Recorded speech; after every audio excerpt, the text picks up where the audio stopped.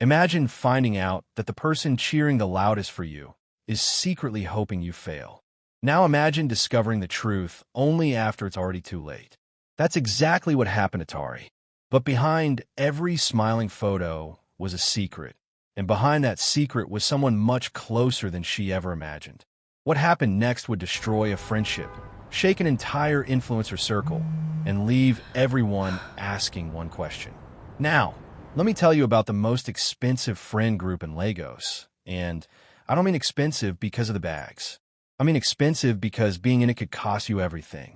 If you've ever had a friend group where everybody's secretly keeping score, who's richer, who's glowing up faster, who got invited and who didn't, you already know exactly the energy I'm about to describe. Stay with me, because this one goes somewhere nobody saw coming. They called themselves the Pepper Dem Girls. 4 of them: Tari, Zainab, Bolu, and Chidinma. On Instagram, they looked like the group everybody wanted to be in. Matching asoabi at every event, group trips to Zanzibar, 30-second reels of them laughing in a car with the caption, "Sisters, not friends." 500,000 followers combined. Brands sliding into their DMs weekly. But here's what the followers didn't know.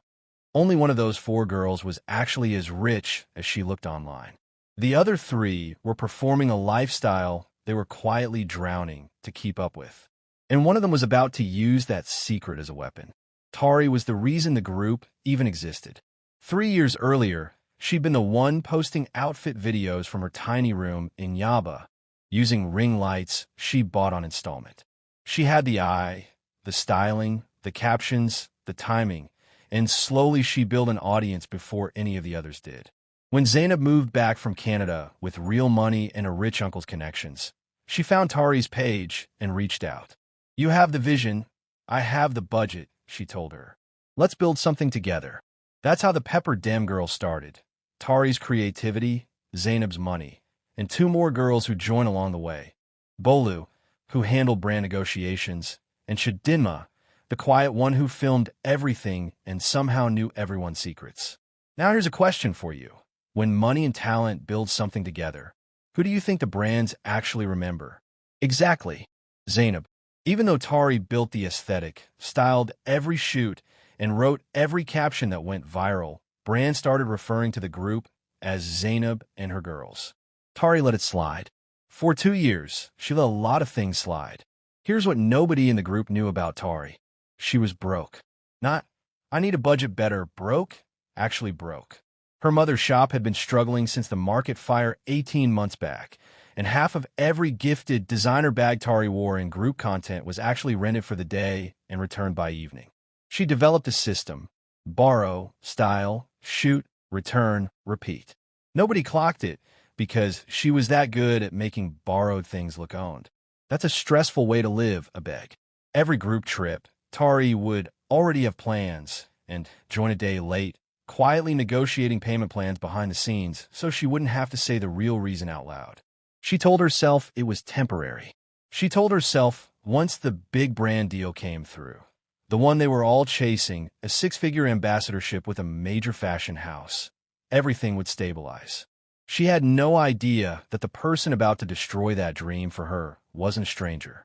It was someone in the group chat, typing "Lamal, love of my life," under her selfies every single day. And by the end of this video, you're going to understand exactly why that person did it, and why the receipts Tari posted were something none of them expected. The brand was called Luxe Noir, a fashion house expanding into West Africa, offering one ambassadorship worth more than the group had made in 2 years combined. One face, one contract. Whoever got picked would be set for life. The others would just be part of her squad. The pitch meeting was in a glass office on Victoria Island, 16th floor, and all 4 of them showed up looking like they belonged in a magazine. The brand rep was blunt. "We love the group energy, but we're signing one face. We'll decide after seeing each of you handle a live campaign moment. We're throwing a launch event next month, and whoever the internet responds to best gets the deal." The room went quiet in that specific way rooms go quiet when 4 best friends realize they're now 4 competitors. Zainab smiled first. "May the best girl win," she said, hugging each of them. Chidinma, filming the whole thing like always, caught something on camera that day that nobody else noticed. A look Just half a second on Bolu's face, aimed at Tari. It wasn't excitement. It was calculation. 2 weeks before the launch event, small things started happening. A comment appeared under one of Tari's posts. "Isn't that bag the same one at Luxury rents out?" Screenshotted. Deleted an hour later. But screenshots don't die, they multiply. Then a fan account, brand new, 11 followers, posted a side-by-side. Tari in a designer bag at a group shoot, and the exact same bag listed on a rental page. The caption read, "Some of these girls ain't as rich as they flex." Tari's stomach dropped when she saw it. She didn't know who made the page. She didn't know it had been made, funded, and boosted by someone she called her best friend. Now, if you're thinking, okay, a rental bag isn't that deep, trust me, keep watching because this is about to go a lot further than fashion. This is about to become one of the most calculated betrayals I've ever narrated on this channel. Within 3 days, the fan page had gained 4,000 followers. Comments were flooding in from strangers dissecting every outfit Tari had ever worn in group content. People she'd never met were calling her a fraud, a fake, a clout chaser riding Zainab's money. The worst part? Zainab never publicly defended her. Tari sat in her room that night, phone glowing, scrolling through comments calling her a liar for something that had never once affected the quality of her work. She typed a message into the group chat. "Guys, have you seen this page? Can someone help me report it?" Silence for 2 hours. Then Chidinma. "OMG, I just saw it. That's so weird. Who would do that?" Then nothing from Zainab. Nothing from Bolu.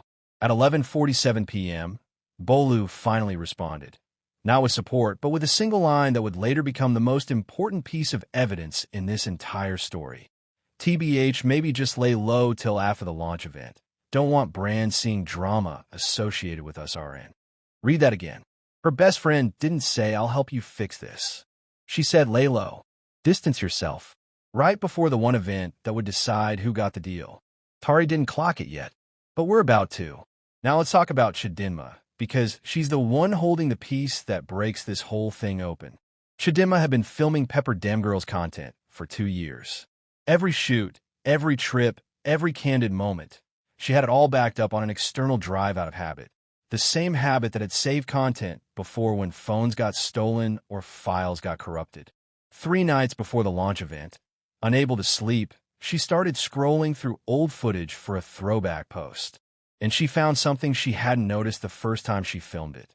The same day, the Luxe Noir rep announced the one ambassador deal. Bolu, in the hallway outside the meeting room, on her phone, not posting a "so proud of us" story like everyone else. Typing furiously, hitting send, then quickly locking her screen when Chidinma's camera swung her way. At the time, it meant nothing. Now it meant everything. Now, if you've made it this far, good, because everything you've been suspecting is about to be confirmed in the next few minutes, and it's messier than you think.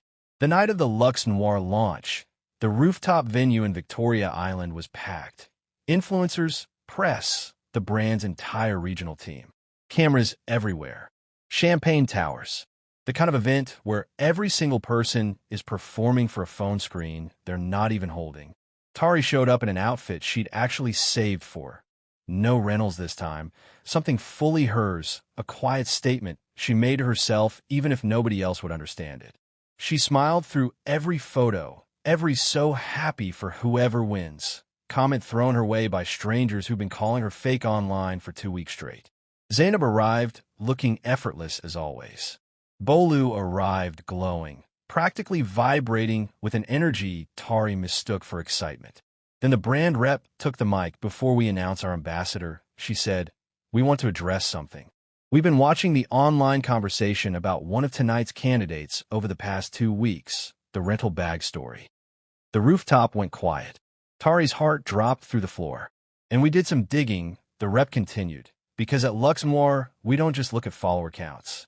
We look at character. So we traced the account that started this story." A screen behind the rep lit up. IP logs. Account creation metadata. A boosted ads receipt. The account had been created and paid for from a phone linked to Bola's business email.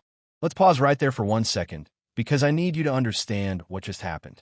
Bolu, the friend who handled brand negotiations, The friend who told Tari to lay low, the friend Chidinma, caught typing furiously the exact day the one ambassador deal was announced, had built and funded the fake fan account that started the entire rumor.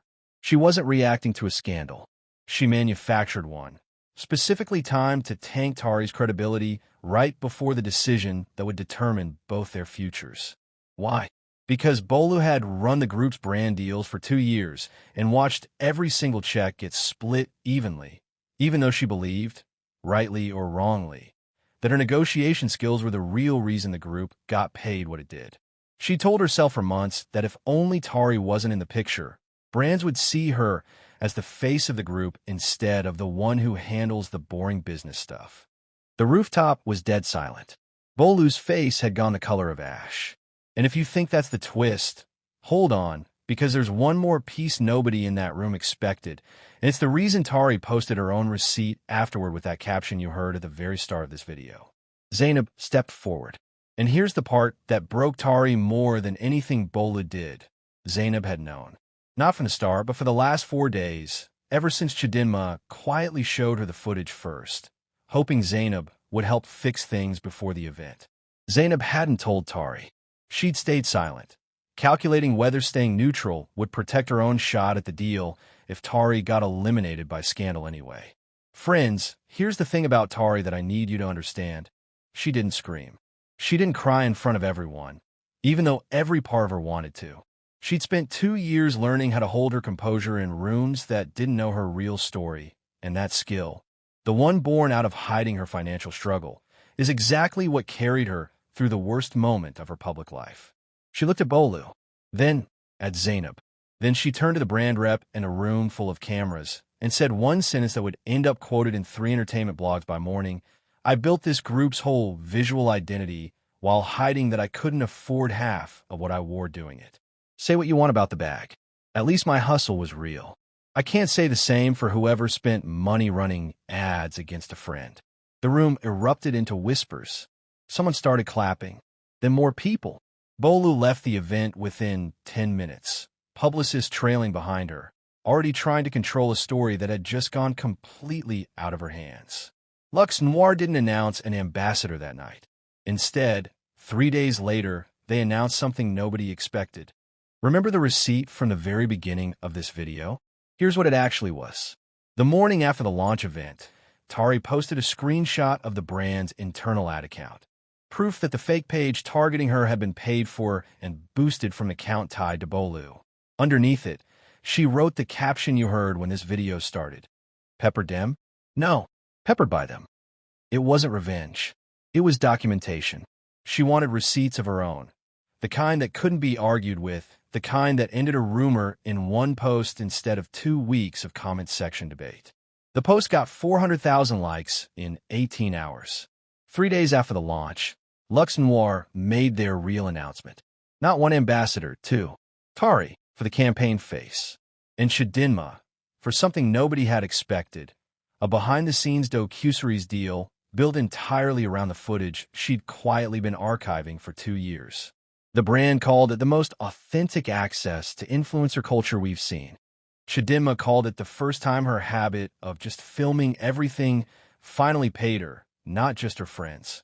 Bolu never publicly apologized. She deactivated her accounts within the month, and, last anyone in the group heard, moved to Abuja to start fresh. Zainab and Tari didn't fully repair the friendship. Some trust, once spent, doesn't come back exactly the way it left. But 6 months later, they were photographed at the same event, polite, cordial, no longer performing sisterhood they didn't feel, which honestly felt more honest than anything they'd posted in the 2 years before. And Tari? She stopped renting bags. Not because she suddenly got rich overnight. The ambassadorship helped, but that's not really the point of this story. She stopped because she realized the version of her that people ended up respecting wasn't the one wearing the right bag. It was the one who told the truth about the bag.